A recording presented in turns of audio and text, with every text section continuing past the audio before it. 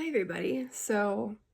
My eyes are feeling really fatigued, and I figured a video might be the better way to go for this assignment tonight. First of all, I really love existential therapy and just existential theory in general. I took this really incredible existential philosophy class in my undergrad, and it just really resonated with me, and I try to live life by some of those values. So this is especially interesting.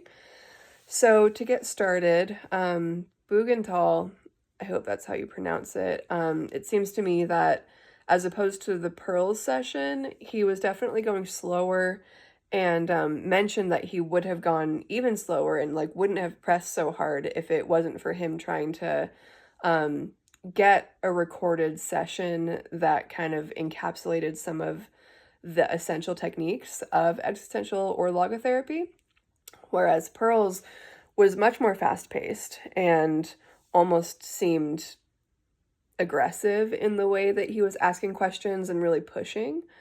Um, and it didn't seem to me like he had a particular desire or motivation beyond that one session to talk with his client, whereas Bugental, I think, definitely would have liked to have more time. And in terms of the techniques that they used, I think Bugental really leaned on, self-investigation of his client's behaviors and trying to understand the existential conflict that she was dealing with. And I think initially he was kind of going for more, wanting to talk more about the death of the imminent death of her father, which is one of like the main basic conflicts or tensions that arise in the course of people's lives in terms of existential theory. But eventually, when he realized that that avenue wasn't going to be comfortable or maybe could be distressing to her, he switched to a different main conflict, which is freedom versus responsibility.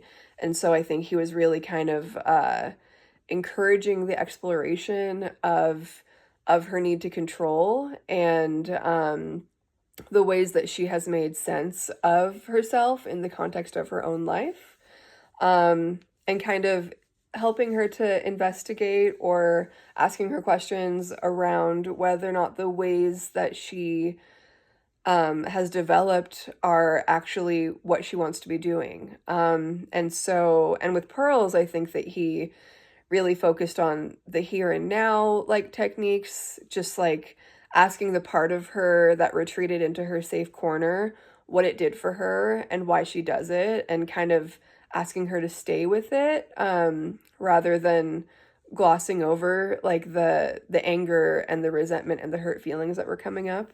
I think that he really leaned into, not in so many words, but talking about rehearsal and kind of attempting to help her gain awareness of how much time she was using to kind of prepare herself to play out this social role that she has like kind of adopted or decided was going to be beneficial to her, maybe on some level slightly unconscious, but it also seemed like she was pretty aware of what she was doing. I think in the Bugental sessions, she seemed really warm and open. She seemed like she was allowing herself to be somewhat vulnerable. I think that she trusted him. I think she liked him. And with the Pearl session, I definitely felt like she was getting defensive, offended. She felt distressed to me. She's definitely bothered. She definitely mentioned feelings of hurt and anger. In terms of how I would feel in the presence of both of these professionals, I think I would feel really good and safe to explore and express myself with Bugental. And with Pearls, my personality type and the way that I operate, I probably wouldn't love it. It did feel aggressive and almost hostile, even though I can totally see what he was doing and that even though she didn't like the process, there were a lot of valuable things that were coming up that could be, food for thought later or with a different therapist that uses different techniques. Um, I don't think I would love it though, although I do think that I would give it a shot just to see what came up.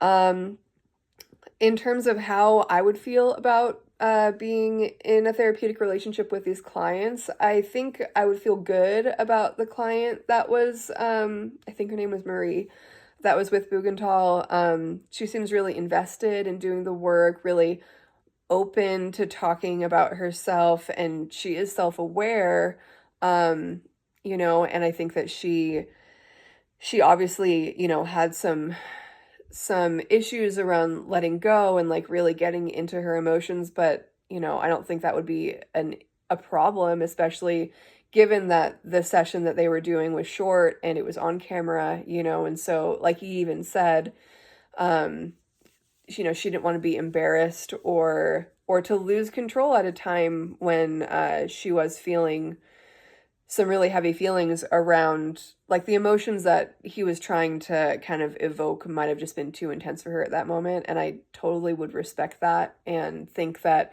with longer sessions and with a more intimate relationship with her, I think that she would be a great client to work with. I also think that the client that was working with Pearls, she also seemed really invested in like doing really active work.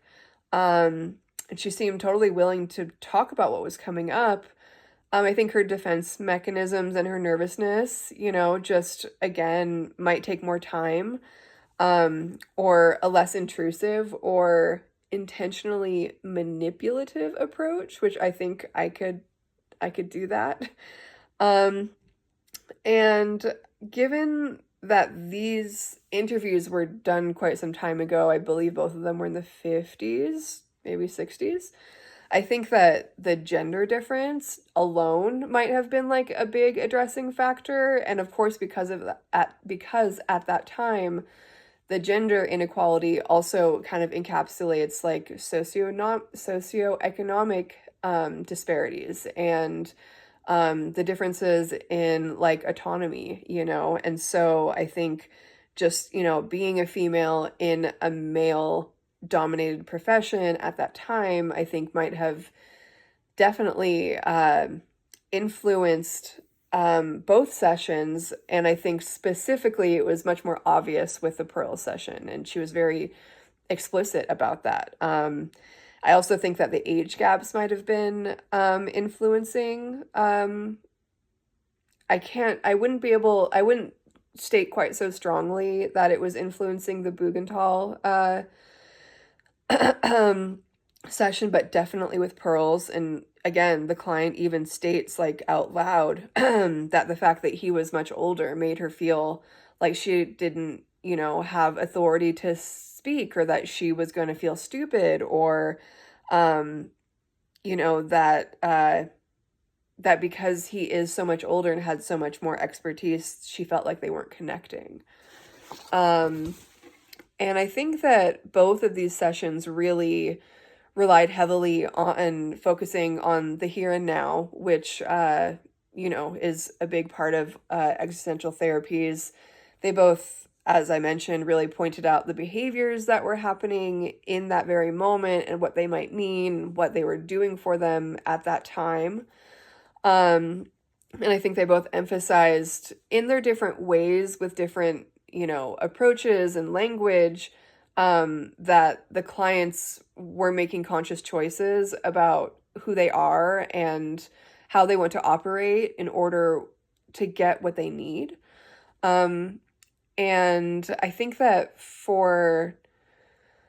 uh, I think for an EXA, intervention or techniques, I think that both of them maybe could benefit from some kind of journaling exercise where they maybe write a bit about how they're feeling in that moment when situations are occurring, or if they would be willing to, maybe even some kind of like exercises with dance, like really embodying their feelings in that moment and giving them a sense of agency and kind of allowing them to regulate their nervous system in a way that feels safe. And yeah, I think both of these interviews had a lot of information, a lot of stuff to unpack, but they were both really, really interesting, and I really enjoyed watching them and kind of being able to see back to back like what the differences and what the similarities were. So